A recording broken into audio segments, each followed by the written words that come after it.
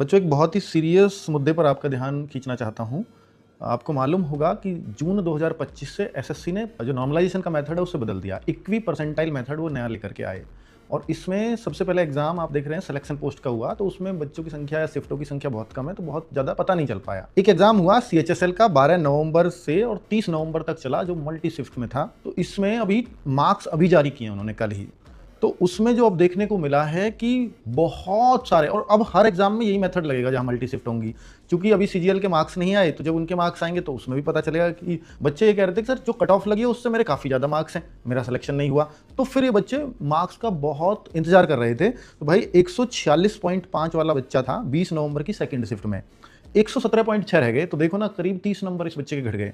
Same दूसरा बच्चा था, पहला बच्चा था निखिल गुप्ता, दूसरा बच्चा है विनीत भाटी।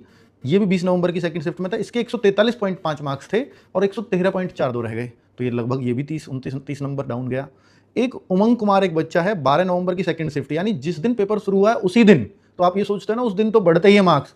इसके 130 मार्क्स थे रॉ मार्क्स, ये लिखा है रिजल्ट में, 130 रॉ मार्क्स थे और 114.60 हो गए नॉर्मलाइजेशन के साथ। तो 16 नंबर तो इसके भी घट गए। तो भाई अब 10 अप्रैल का इनका टीयर 2 तो है, पर इन बच्चों का से अब ये लग रहा है, क्योंकि दिल्ली पुलिस में भी इक्वी परसेंटाइल मेथड लगेगा और दिल्ली पुलिस कांस्टेबल की तो बहुत सारी शिफ्ट हुई थी। तो ऐसा भी हो सकता है कि बहुत सारे बच्चों के बहुत बहुत नंबर भी डाउन हो, क्योंकि अगर ये मेथड रहा तो ये गड़बड़ होगी।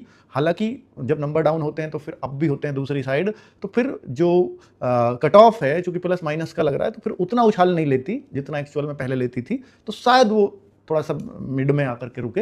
वो तो अभी नहीं बता सकते कि कितनी लगेगी कितनी नहीं, लेकिन ये नॉर्मलाइजेशन बड़ा खेल करने वाला है अगर इस तरह से रहा तो।